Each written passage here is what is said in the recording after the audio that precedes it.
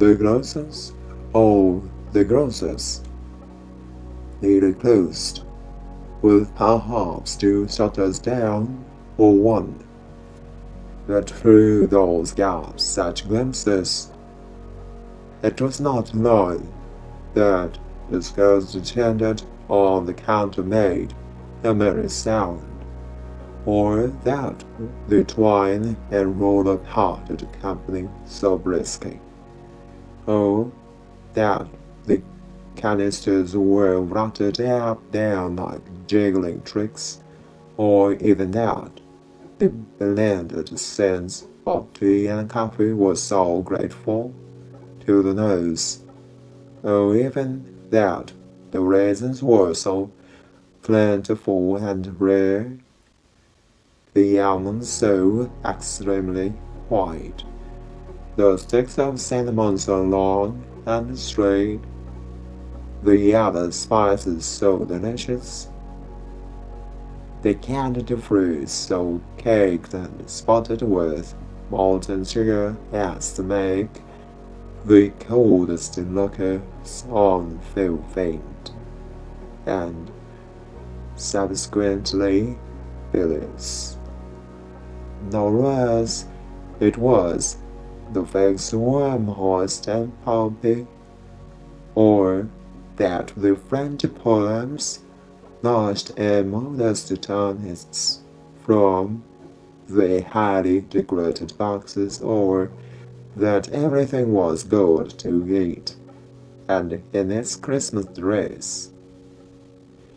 But the customers were all so harried and so eager in the hopeful promise of the day, that they jumbled up against each other at the door, crushing their wicker baskets wildly, and left their purchases upon the counter, and came running back to fetch them, and committed hundreds of the like mistakes, in the best humor possible.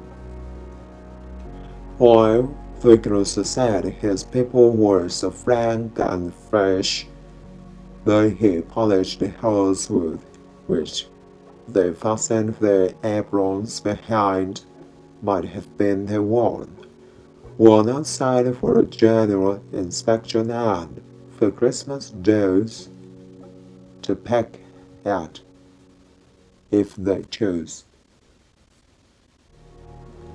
But soon the steeples called good people home, to charge and chapel and wave the king, looking through the streets in their best clothes, and with the gayest faces, and at the same time there emerged from schools of by streets, lanes, and nameless turnings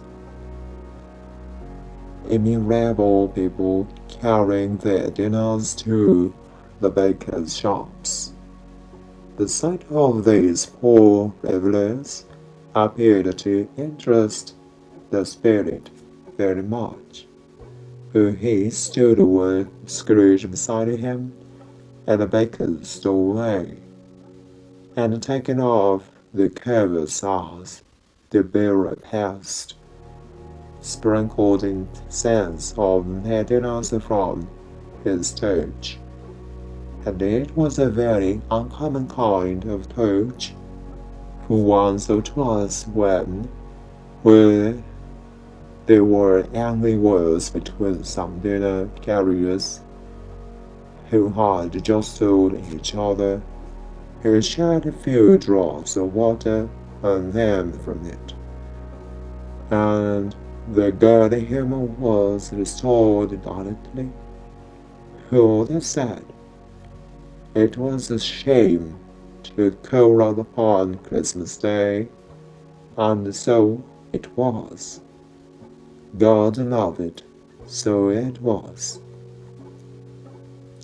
In time the bells ceased, and the bakers were shut up, and yet there was a general shadowing forth of all those dinners and the progress of the cooking, and the thawed splotch of wet above each baker's oven, where the pavement smelled as if its stones were cooking too.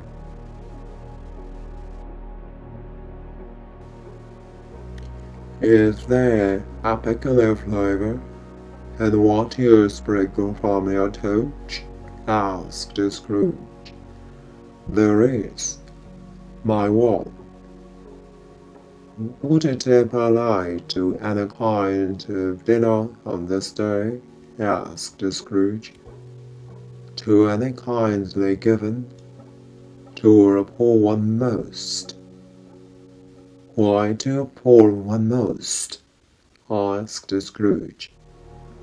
Because it needs it most. Spirit, said Scrooge, after a moment's thought, I wonder who, of all the beings and many words about us, should desire to cramp these people's opportunities of innocent enjoyment. I, cried the Spirit, you would deprive them of their means of dining every seventh day, often the only day on which they can be said to dine at all, said Scrooge. Wouldn't you? I, cried the Spirit. You seek to close these places on the seventh day, said Scrooge, and it comes to the same thing. I seek, exclaimed the Spirit. Forgive me if I am wrong. It has been done in your name, or at least in that of your family, said Scrooge. There was some upon this earth of yours, returned the Spirit, who lay claim to know us, and who do their deeds of passion, pride, ill will, hatred, envy, bigotry, and selfishness in no name, who are as strange to us and all our kith and kin, as they had never lived. Remember that, and charge their doings on themselves, not us. Scrooge promised that he would, and they went on, invisible as they had been before, into the suburbs of the town.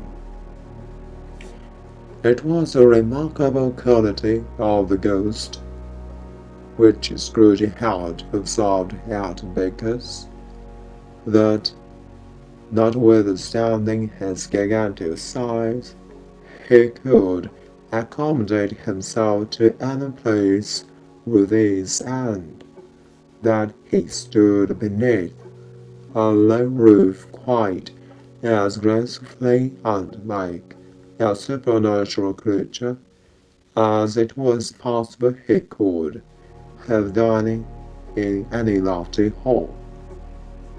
And perhaps it was a pleasure of good spirit had in showing off the power of his, or else it was his own kind, generous, hearty nature, and his sympathy with all poor men, that led him straight to Scrooge's clerks, who there he went, and took Scrooge with him, holding to his robe, and on the threshold of the door the Spirit smiled, and stopped to this Bob Cratchit's dwelling with the sparkling of his torch.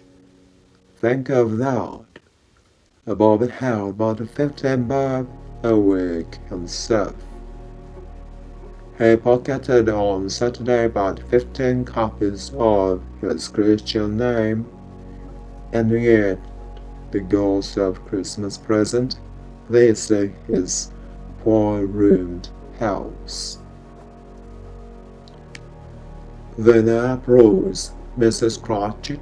Cratchit's wife, dressed out about Polly and twice down gown, but brave and ribbons, which are cheap and make a goodly show for 6pence, and she laid the cloth, as did by Belinda Cratchit, second of her daughters, all the brave and ribbons, while Master Peter Cratchit plunged the fork into the saucepan of potatoes and getting the corner of his monstrous shirt collar, all this private property, conferred upon his son and heir in honor of the day, into his mouth, rejoiced to find himself so gallantly attired, and yearned to show his listening in the fashionable parts. And now the smaller Cratchits, boy and girl, came in tearing in, screaming that aside the bakers they had smoked the goose and known it for the one, and baking in luxurious thoughts of sage and onion. These young Cratchits danced about the table and exalted Master Peter Cratchit to the skies, while he, not proud, although his colors nearly choked him, blew the fire until the slow potatoes bubbling up, knocked loudly at the saucepan lid to be let out on the peeled. "What has ever got your precious father then?"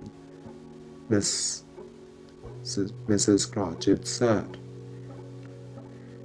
"And your brother, Tiny Tim, and Martha wasn't at late at last Christmas Day by half an hour." "Here's Martha, mother," said the girl, appearing as she spoke. "Here's Martha, mother," cried the two young Cratchits. "Hurrah! There's such a goose, Martha." "Why, bless your heart alive, my dear, how late you are," said Mrs. Cratchit, kissing her a dozen times, and taking off her shawl and bonnet for her with anxious zeal. "With a deal of work to finish up last night," replied the girl, "and the house to clear away this morning, mother." "Well, never mind so long as you will come," said Mrs. Cratchit. "Sit ye down before the fire, my dear, and have a warm, Lord bless ye." "No, there's a father coming," cried the two young Cratchits, who were everywhere at once. "Hide, Martha, hide!" So Martha hid herself, and in came little Bob, the father, with at least 3 feet of comforter, exclusive on the fridge, hanging down before him, and his threadbare clothes done up and brushed to look seasonable, and Tiny Tim upon his shoulder. Alas, her tiny Tim. He bore a little crutch and had his limbs supported by an iron frame.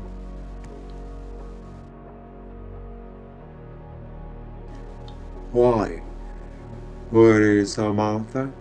cried Bob Cratchit, looking round.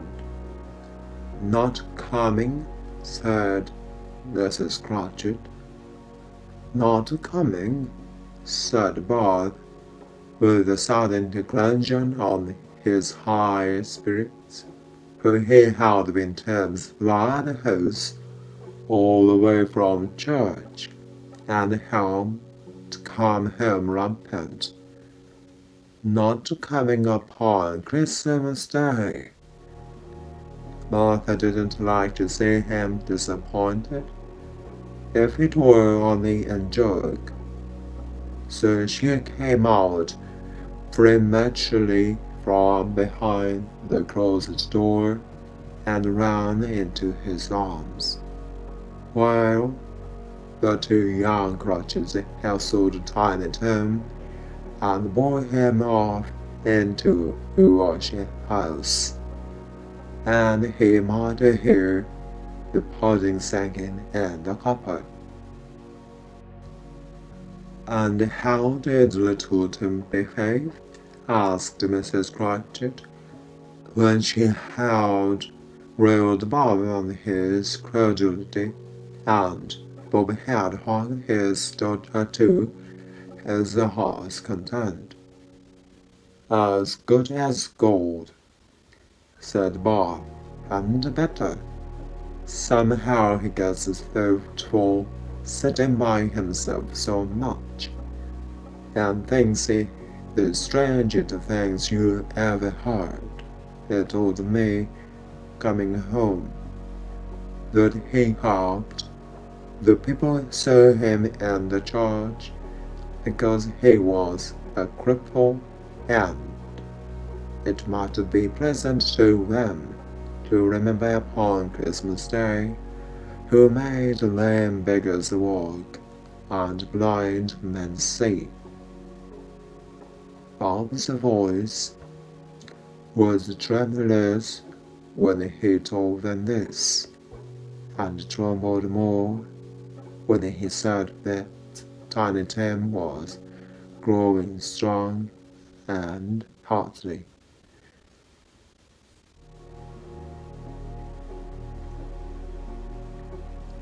His active little clutch was hard upon the floor, and back came Tiny Tim before another word was spoken, escorted by his brother and sister to his stool before the fire, and while Bob, tying up his cuffs, as if, poor fellow, they were capable of being made more shabby, compounded some hard mixture in a jug with gin and lemons, and stirred it round and round, and put it on the hob to simmer.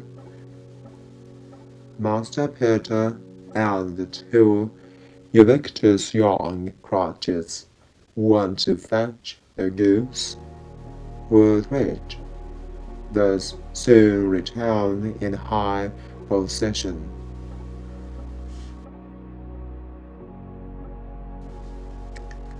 Such a bustle ensued that you might have thought a goose the rarest of all birds, the feathered phenomenon to which a black swan was a matter of course, and in truth it was something very like it in that house. Mrs. Cratchit made the gravy ready beforehand in a little saucepan, hissing hot.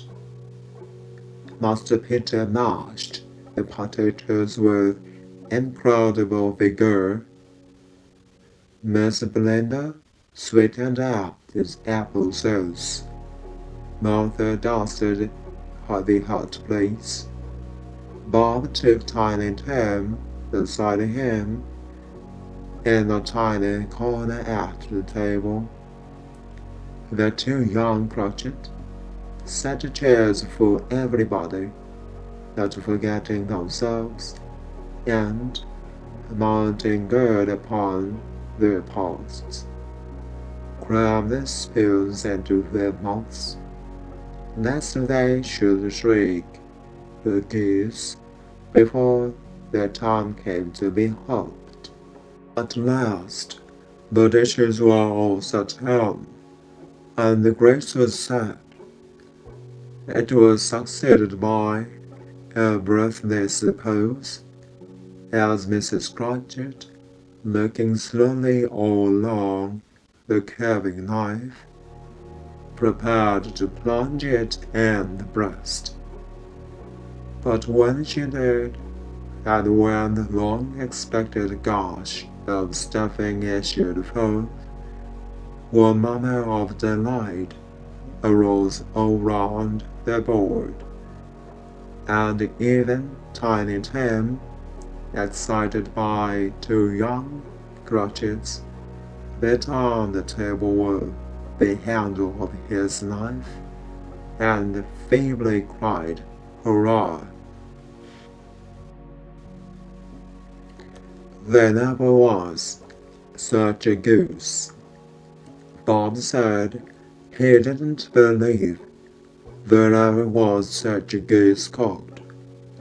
Its tenderness and flavor, size and cheapness were the themes of universal admiration, eked out by apple sauce and mashed potatoes. It was a sufficient dinner for the whole family. Indeed, as Mrs. Cratchit said, with great delight, serving one small atom of bun upon the dish, they hadn't ate it all at last. Yet every one had had enough, and the youngest Cratchits, in particular, were steeped in sage and onion to the eyebrows. But now, the place being changed by Miss Belinda, Mrs. Cratchit left the room alone, too nervous to bear witness, to take the pudding up and bring it in. Suppose it should not be done enough. Suppose it should break and turning out. Suppose somebody should have got over the wall or the backyard and stolen it, or they were merry with a goose. And suppose shall not which the two young Cratchits became livid. All sorts of horrors were supposed. Hello, a great deal of steam. The pudding was out of the copper. It smelled like a washing day. That was a cloth. It smelled like an eating house and a pastry cook's next door to each other, with a laundress next door to that. That was the pudding. In half a minute, Mrs. Cratchit entered, flushed but smiling proudly, with the pudding like a speckled cannonball, so hard and firm, blazing half a canton of ignited brandy, and bedecked with Christmas holly stuck into the top. "A wonderful pudding," Bob Cratchit said, and calmly too. Then he regarded it as the greatest success achieved by Mrs. Cratchit since their marriage. Mrs. Cratchit said that now the weight was off her mind. She would confess she had her doubts about the quantity of flour. Everybody had something to say about it, but nobody said or thought it was all a small pudding for a large family. It would have been flat easy to do so. Annie Cratchit would have blushed to hint at such a thing. At least, the dinner was all done. The cloth was cleaned, and hearth swept, and the fire made up. The compound in the jug being tasted and considered perfect, apples and oranges were put upon the table, and a shovelful of chestnut on the fire. Then all the Cratchit family drew round the hearth, and what Bob Cratchit called a circle, meaning half a one. And at Bob Cratchit's elbow stood the family display of glass, 2 tumblers, and custard cup without a handle. There's a hold. They had to stuff from the jug. However, as well as golden goblets would have done, and the Bob served it out with beaming looks, while the chestnuts on the fire sputtered and cracked noisily. Then Bob proposed. "A Merry Christmas to us all, my dears. God bless us," which all the family re-echoed. "God bless us, everyone," said Tiny Tim, the last of all. He sat very close to his father's side upon his little stool.